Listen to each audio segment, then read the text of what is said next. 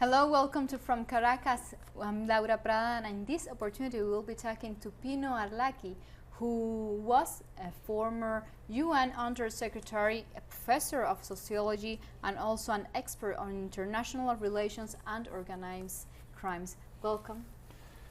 Good evening. Thank you for being with us here in From Caracas.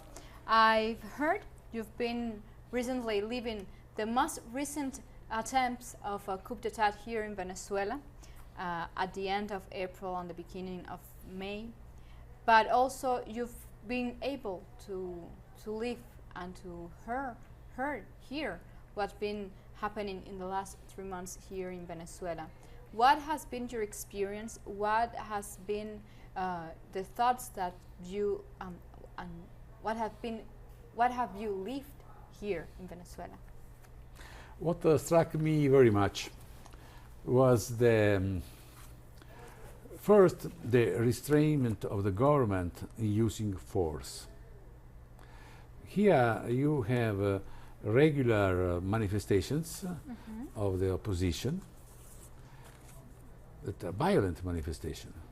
They use firearms, they destroy, they burn a lot of things. They go around attacking people, and nothing happens.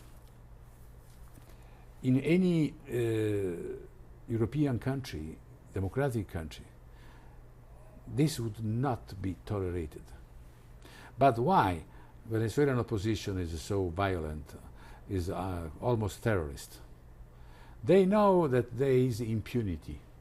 They know that the Venezuelan police and the National Guard, for instance, are prohibited for using firearms and carrying out firearms by the Constitution. So until the National Guards and police is not seriously provoked or attacked with the firearms, they will not use that. These people know that. So they know that they can do all this violence without any punishment. They are encouraged to do it. I just am appalled by that. In Spain, you have separatist movement in Catalonia. They never throw even a stone in the street against the police. They never resorted to any act of violence, and their leaders are in jail till today. You have now in France street riot by so-called Yellow Vest. Yeah, Yellow Vest. And if they would dare to do 10% of what the Venezuelan opposition is doing every week, they would not exist anymore. All of them will be in jail and or severely countered with violence by the French police. No democratic country can tolerate a regular violent opposition like Venezuela. So this is a dictatorship that allow this kind of behavior. This is my first reflection, and I'm trying to convey this evaluation also to. Is that a way? If in Venezuela is the dictatorship, is that a way a dictatorship behave? Repressing the protest?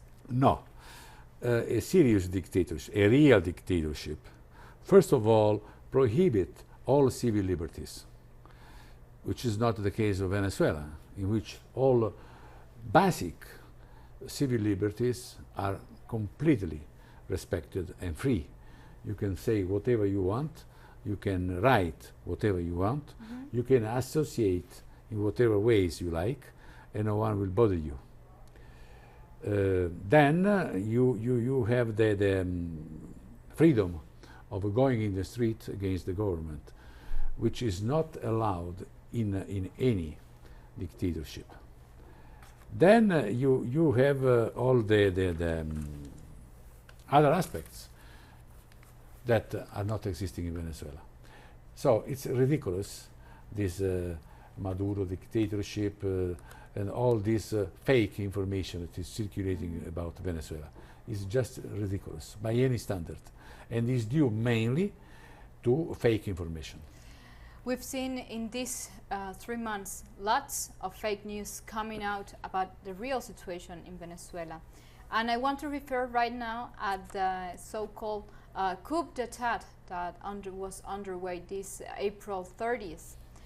You yourself, you said that there was no coup d'etat has taken place. Why do you think these April 30th actions were a provocation to President Nicolás Maduro's government in order just to create a pretext for United States? Yeah, this is the first aspect of the issue. It was just a stupid provocation, thinking that the government would react with violence, and that would justify an American military intervention. But the government, of course, understood perfectly what was the situation and abstained by any use of force. But the other issue is that all this ridiculous Guaido story is strengthening Maduro. The effect was to strengthen current government, not to weaken it at all. It showed that the government has a very, very strong consensus that people want it. Yesterday there was a manifestation of more than 1 million people. I saw it. And I mean, a bad government or evil dictators is not able to mobilize people like this. You cannot oblige people to take the street. So at the end of the story, Mr. Maduro's story, short story, because ended up, Maduro is dead now politically, turned out to be very favorable to the government. So I wrote just now a piece asking, are we sure that Guaido is working for the Americans? It Well, looks like he's working more for the Venezuelan government, or maybe he's working for both. I don't know. The result is that now he is politically dead, Maduro is stronger, and the Americans cannot do anything else than take note of that. It's clear that they cannot use anymore the Guaido card in the political game. They have to resort to other instruments to fight Venezuela. those other instruments that we've seen U.S. making their sanctions wider and putting them on other governmental authorities also. But one of these actions also, all of these actions, these provocation actions, we've seen how UN have reacted to these. But these actions, these attacks against Venezuela are not the first time we see it in today's world. We've seen it with Iraq, with Iran, with Libya, with Syria. This is the reason why the American military planners are very, very reluctant to do a military invasion of Venezuela. Because when they did it, they lost. They lost every recent war that they did. They did Afghanistan against the Taliban. 17 years later, now, the Taliban controls half of Afghanistan, and they are sitting at the negotiating table with the Taliban that they were supposed to destroy. In Syria, they did a covert war. It was not an open war. This was Obama war, covert, not open. But now, after 9 years of the beginning of the war, they are saying that they accept the Russian and Iranian intervention that ended up the civil war, and they now admit that they have to accept free elections in Syria with Assad running into the elections. After for 5 years saying that they were not sitting in any table because Assad had to go, and this was the precondition of the negotiation. Now Assad is there, like the Taliban are there. Iraq, it was the deadliest, the most horrible things they did, with more than 1 million people dead. For what? For having now a government of Iraq who is a great, great friend of Iran. So what they did, They destroyed Saddam after they created Saddam, selling him armaments like the Europeans did. They destroyed Saddam, and now they have a government that is a friend of Iran. That was a great thing. At the same time, all these wars, and Libya and all the rest, all these wars created a huge problem of debt. The USA now is almost as indebted as Italy and Japan, who are known for a huge public debt. They have almost 100% of the GDP now in debt with the rest of the world. So they cannot afford other adventures in the Middle East or elsewhere in the world. But maybe that adventure in Venezuela will give them an income to pay those debts. Why is the geopolitical interest with Venezuela? Yeah, there is oil, there is gold, and Trump said that. The former FBI chief wrote a book. He said that in 2017, Trump told him, why we don't do a war with Venezuela? They have all that oil. They are our backyard, and then there's a pity we could take that oil. But these are dreams, in my opinion. They cannot afford that. A war would be a disaster. They will never win a war in Venezuela. And this is not my opinion. It's the opinion of the Pentagon and the State Department experts, the planners. All of them said to Trump that they do not advise a war with Venezuela. What would a war in Venezuela, in Latin America, mean for United States? You know, they consider this as a backyard since more than 1 century. This was the Monroe Doctrine. I mean, if it's they consider them their backyard. But if it's your backyard, you don't mess in your, you don't do war games in your own home, even in your backyard. Oh, backyard means that they make orders and the countries obey to that orders. But since a lot of time, at least 20 years, Latin American government do not obey to them anymore. They have to accept this reality because their power is not the power that it was 20 or 30 years ago. We are living in a post-American world, a multipolar world in which there are countries almost as powerful as the USA, like China. You have a block of countries together, like Russia and China, putting together. They are much stronger, even militarily, than the USA. The world has changed a lot. So the temptation to make the last gasp in Venezuela is very strong. Very strong. But I mean, who will follow them? They will be totally isolated. Europeans, even if they supported their attempt to support Guaido, well, said very clearly, they would never support a military action in Venezuela. Even Spain, Italy, even the EU said no military. But we've seen divided opinions in the European Union itself. Yes, on the issue of Guaido. But you know, that was a very, very stupid thing because only 50 countries recognized Guaido. The member states of the United Nations are 192. So it's a small minority who supported Guaido.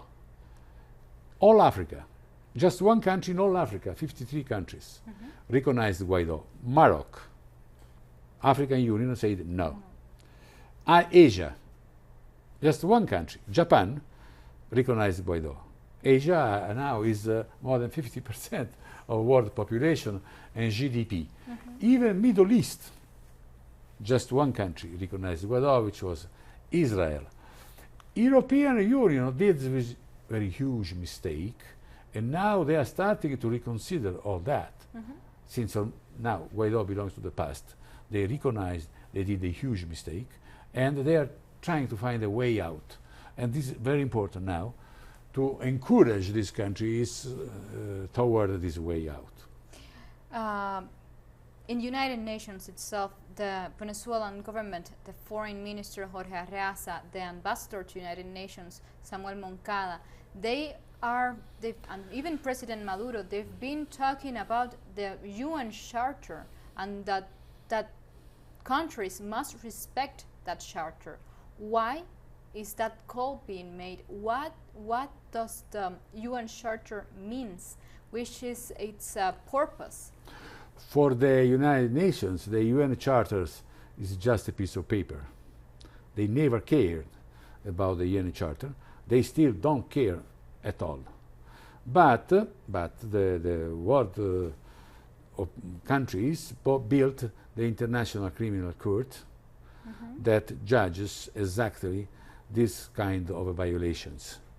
So, in my opinion, Venezuela should very soon did the denunciation to the International Criminal Court to the USA on 2 counts.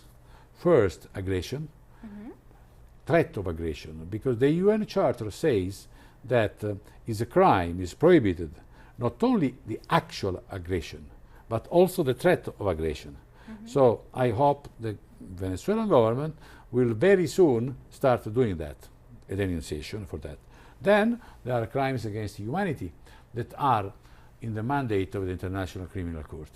And the humanitarian crisis in Venezuela, which is particularly a crisis for the lack of medicine, because of the international banks who refuse to make a transaction when the government buy medicine for the Venezuelans. This is a crime against humanity. American sanctions are a criminal act because they are killing people. This is a crime according to the International Criminal Court. And I hope that very soon Venezuelan government will do a formal denunciation of the United States against the ICC in Europe. In these past few months, you've made also another visit to Venezuela, and you met with Vice President Delcy Rodriguez and the Minister of Economy. Which was the main focus of those meetings? Why the foreign minister, the Vice President and former Foreign Minister Delcy Rodriguez and the Economy Minister? No, I'm just discussing with them some issue about the United Nations, giving them some advice on how to involve the United Nations for Venezuela, because it is really shameful.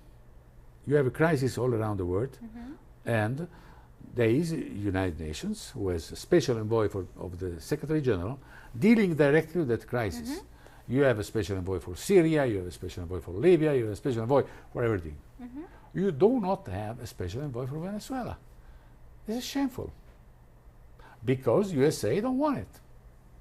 So Mr. Gutierrez, who is the Secretary General, must comply with this mandate and with the mandate of the Charter of the United Nations, appoint a special envoy for Venezuela in order to have the UN taking care of this issue and having a third party who is here around, observing, saying, and helping to solve the crisis. Then, which is the credibility of an organization like United Nations today regarding Venezuela, but regarding also other conflicts in the world? You know, when the crisis is really difficult, normally member states leave it to the United Nations that tries to do its best, sometimes fail, sometimes win, and so on. In the case of Venezuela, I am very in favor of a strong intervention of all the system of the United Nations. The USA is strongly against it. Why? They do not tolerate anybody in that backyard. They do not want anybody dealing with Latin America. They consider Latin America an extension of the United States. That's the main point. They are living in a world that does not exist anymore. But they are ready to use the military force and violence to to implement this idea. The rest of the world think differently. For instance, Europe. As far as Europe follow the United States in many military ventures, but at the same time, not only Europe, but all the rest of the world does not agree with this idea.